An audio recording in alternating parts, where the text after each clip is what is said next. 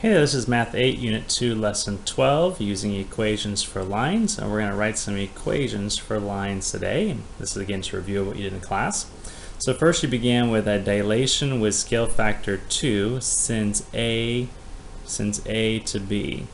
Okay, where is the center of dilation? So we're saying we're going from here and it moves from here to there with a scale factor of 2 from some other center of dilation.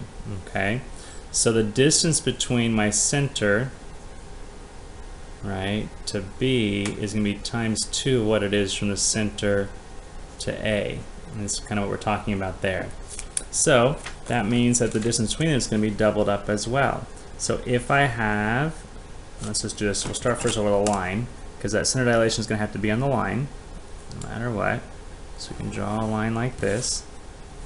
And moving away from this, if I know that distance from B to A is here, and I'm doubling it to go from the center point to there, then my center is going to be here, because this is like a distance of 1, and this is a distance of 2.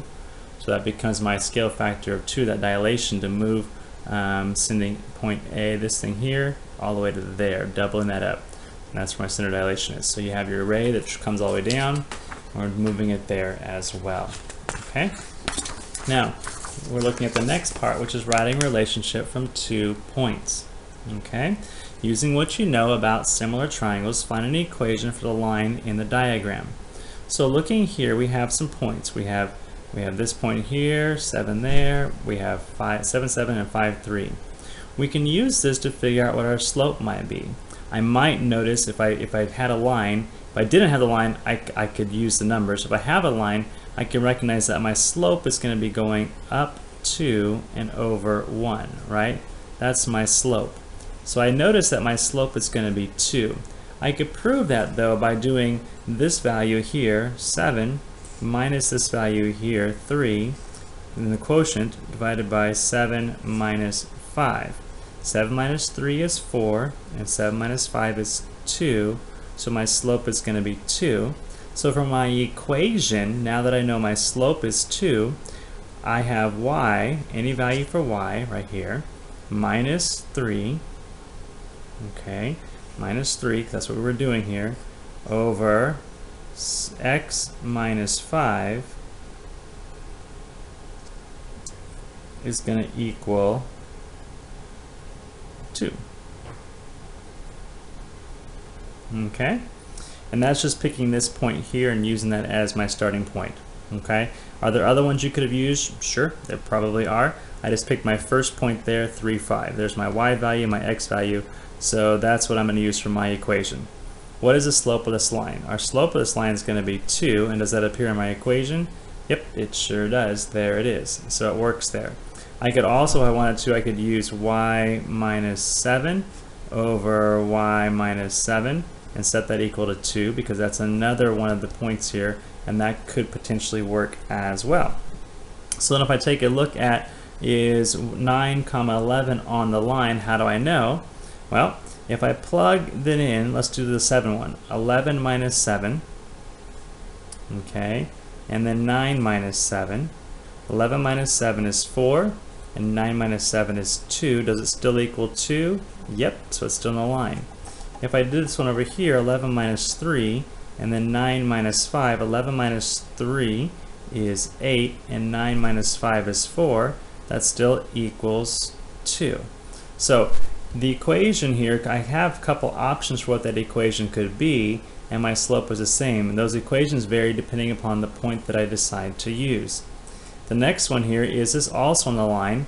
I could use this minus 7 one. I could do 100 minus 7 equal over 193 minus 7. And when I do that, I end up with 186 over 93. Okay, and that is double that. That becomes 2 over 1, which is 2. So yep, that point would also be on that line. There are many different ways to write down an equation for a line like the one in the problem. Does y minus 3 over y minus 6 equals 2 represent a point on the line? Does it? That's what we'd have to figure out. Well, if it does, we'd want to know, we'd have to figure that out by putting a point in there, okay? So let's use our point 7, 7. So if I did 7 minus 3 over 7 minus 6, that gives me 4 over 1, which equals 4.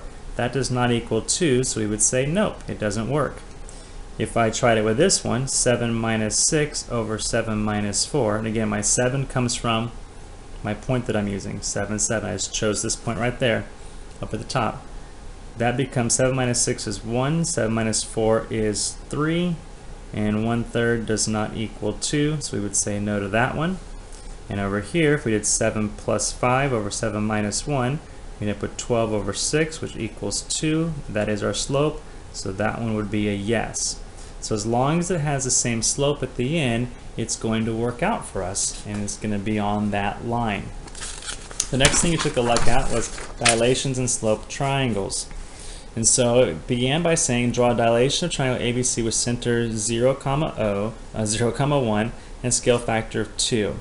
So the first one we're going to be multiplying lengths by 2. So instead of having a length of 2 here, we double that up, we're going to go to there, and we could call this B prime. And this one here is going to be, instead of going up 1 over 2, we do it one more time, up 1 over 2, and we land right there for my next line. Okay, so that's my scale factor of 2 gets me there.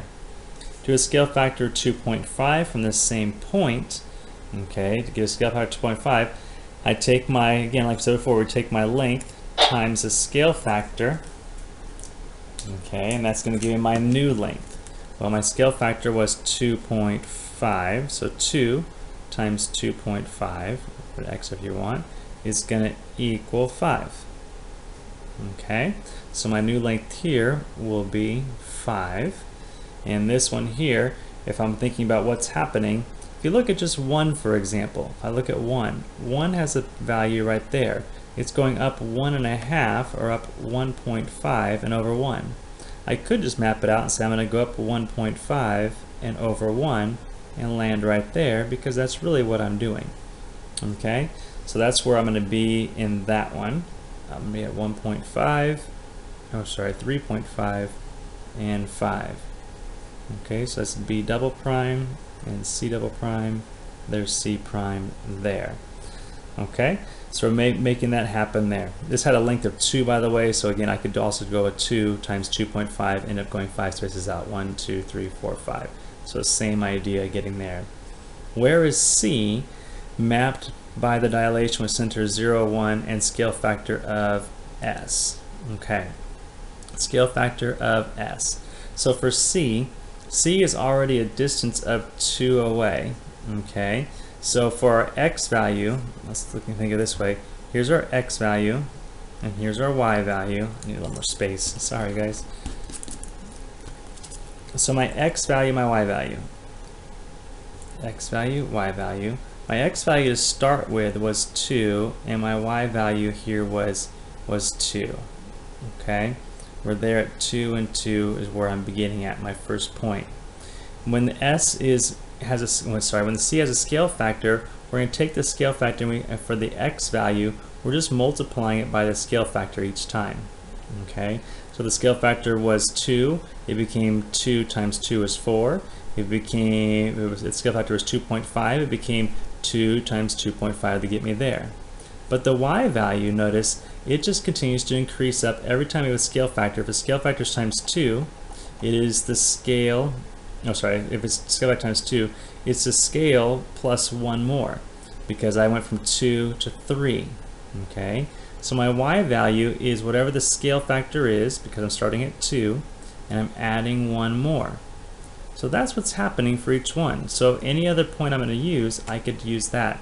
So 2 is multiplying, x is multiplying by 2, and the y is a scale factor plus 1 each time.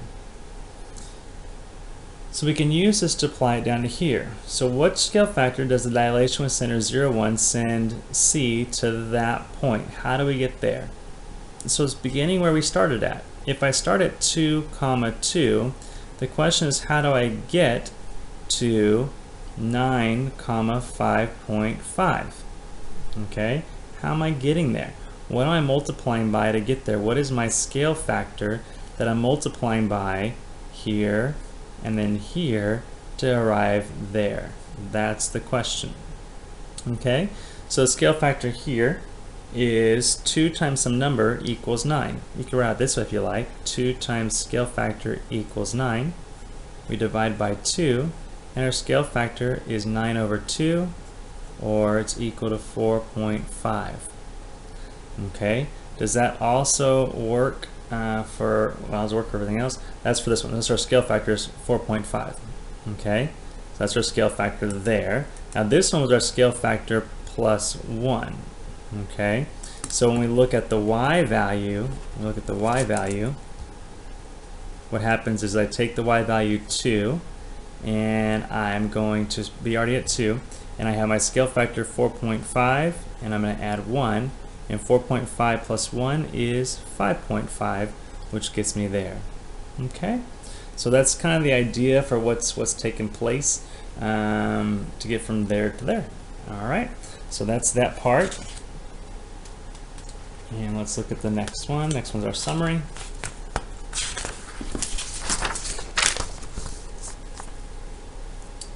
Okay, so we can use what we know about slope to decide if a point lies on a line. Here's a line with a few points labeled. So we have some xy, we have 2, 5. And again, just as a review, the slope triangle with vertices 0, 1, and 2, 5 gives a slope of 5 minus 1 over 2 minus 0, or simply 2. That's our slope. The slope triangle with vertices 0, 1, and xy gives us y minus 1 and x. Okay, we're doing y minus 1 and x because we're starting right there. Okay, so this one here, using that point, we're at y minus 1 over x. Now that's going to be equal to our slope, which we said it was 2. Since these slopes are the same, we write that equation right there.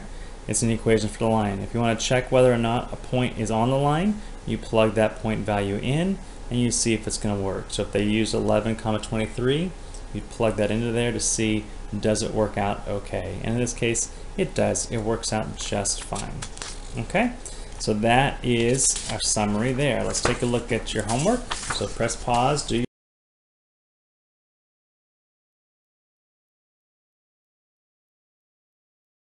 your work, and let's come back and check it.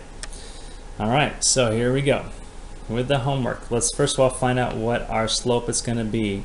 To find out our slope, we're going to take a look at a value. If we started at this line here, you'd have a y minus 5 over x minus 0 is what we would use to find a slope. Okay, that's our starting point. So you knowing that's our starting point, let's use that number there. We'll put 8 minus 5 over 2 minus 0 to come up with 3 over 2, and that becomes our slope. So for any of these to be true, then I should be able to plug this value in to that equation and still come up with 3 over 2. Okay, so for A becomes 11 minus 5 over 4 minus 0. 11 minus 5 over 4 minus 0 is 6 over 4, which is reduced to 3 over 2. That's going to work. This one here, you have 10 minus 5 over 5 equals 5 over 5, which equals 1. Not going to work. Here, we have 14 minus 5 over 6, which equals 9 over 6, which equals 3 over 2. That would work. For this one, we have 50 minus 5 over 30 is 45 over 30. And 15 goes into there 3 times and goes in here 2 times. That would work. And then finally we have 60 minus 5 over 40, which becomes 55 over 40, which can reduce down to 11 over 8, which does not work. Alright, so you began by finding the slope that everything else had to equal to in order for it to be a point on the line. Number 2, all 3 points displayed are on the line. Find an equation relating x and y. Okay, so here's our line there. Again, we could say y minus any point we wanted to do. We could pick this point here. Y minus 3 over x minus 3 is going to be how we would start. We want to find a slope there. So to find the slope, we're going to plug a number in. Let's plug in this one here. we'll plug in this guy, 9 minus 3 over 6 minus 3 is going to equal 6 over 3, which equals 2. So that's our slope to begin with. And so our equation would be y minus 3 over x minus 3 equals 2. And to rewrite this another way, I could change the order around a little bit, and I could say it's y minus 3 equals 2 times x minus 3. I could leave it there, or if I wanted to really work a little more, I could maybe use some distributive property, and I can have y equals 3 equals 2 times x is 2x, and 2 times a negative 3 is negative 6. If you wanted to keep going, you could keep going, and y is going to be equal to 2x minus 3. For our sake here, we can really just stop right there. This is kind of all extra. You don't need to go that far, but you can, and you will eventually. The next one says here's a triangle ABC. We're going to draw the dilation of triangle ABC with center 2, 0 and a scale factor of 2. So if I take my first length here, I'm at 1, 2, 3. So 3 times my scale factor, which is 2. 3 times 2 is going to be 6. So 1, 2, 3, 4, 5, 6. So there's my new point there for B prime. This one, in terms of where it is at, we can see that it has gone up 1 and over 3. So we're going to do that one more time, up 1 over 3 to land right about there. Okay, and so I'm going to just that same progression one more time, up 1 and over 3. So it's like taking the value of the points and just double them up there. So that becomes my C prime here and my B prime there, and we connect our dots to make another triangle. If I have a scale factor of 3, I take my original scale factor 3 times a scale factor 3 and I get 9. So my next one is going to be out at 9 away from this point. Sorry, 1, 2, 3, 4, 5, 6, 7, 8, 9. Out there at 9. And again, I'm going to go another up 1 over 3 to this point there to continue my line to there.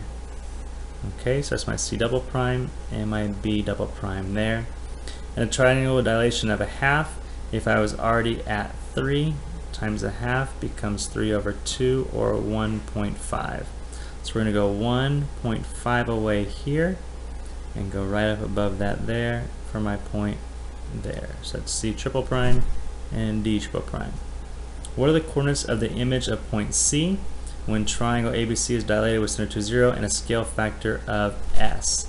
So again, we're talking about if I'm starting at 2, 0, right, how am I moving from point to point? I know I start at 2, 0 and I end up being at 5, 1. So what's happening when I'm moving things around? I'm at 5, 1. I'm also at 8, 2, right? This is my scale factor times 1. This is times 2 right there when I get to this one here. What's happening here? I'm multiplying by 1, by 2, and I continue to go there. Over here we can see that I'm adding 3, I'm adding 3, and that's changing there again and again. So what's happening this side is I'm starting at 2, and then I take my 2, and then whatever I have, I do my scale factor, which is 1 times 3. So I'm going to do 3 as my scale factor. So 3 times the scale factor, and that's going to be equal to over here. This one is just whatever the scale factor is going to be. So we can look again and again. I'm just taking, because I'm adding 3 each time with this, it just varies. I start at the 2 becomes what I start with, and it's 3 times the scale factor for the x value, and the y value is just s right there. So if we write an equation for all the possible, for a line containing all the possible images here, we could say our equation could be, and we can pick a point here, we can start at 2, 0. Okay, start at 2, 0, using that as our basis here. We would say y minus 0 over x minus 2 is going to be equal to, and our slope. And our slope in this case is going to be the y value over the x value, which is 1/3. So that could simply be y over x minus 2 equals 1/3 for number 3e. On this last one here, it says here's some line segments. Okay, which segment is the dilation of BC and A and all those things there. First thing you want to do is just take your ruler, your straight edge here, and connect those dots up as best you can. And then we're going to connect these ones up here as best as we can. Okay, the first question that I ask is which segment is the dilation of BC, so this guy here, using A as a center point, center of dilation, and a scale factor of 2/3. So this is so A is talking about 2/3 scale factor. So that means we're getting smaller. So which one is a 2/3 scale factor? We would say it's going to be FH because it's going smaller. Think about it as thirds here. If this is our length here, from there to there, that becomes a portion of the whole thing. We really are broken up into 2/3 sections. It is 2/3 the length of the length to AC. Okay, so B then asks you, all right, same thing, let's do the same thing, but let's do a scale factor of 3/2. That's additional 1.5. So it's going to be the same length that we have plus about half of it, right? So we already have this length is here, that's the whole one, and a half would be about there. So we're going to go 1 times another half gets me to here, which is J. So we would say GJ is going to be the one that works there. Letter C asks which one is not a dilation. The one that's not a dilation is going to be line segment ED. And the reason it's not is you look at these here, and if I erase my little circle there, you notice that these all seem to be in a nice set of parallel lines. But this one tweaks out a little bit more. Notice how there's a little bit of a spread there? That means that there's something funky going on there. It's just not quite in the right spot. So because that line angle changes a little bit, we know that it's off and it's not going to be a part of the dilation the right way. Okay? So it's not a dilation. Hope that helps you out a little bit with your work. Ask your teacher if you have questions. Thanks. Bye-bye.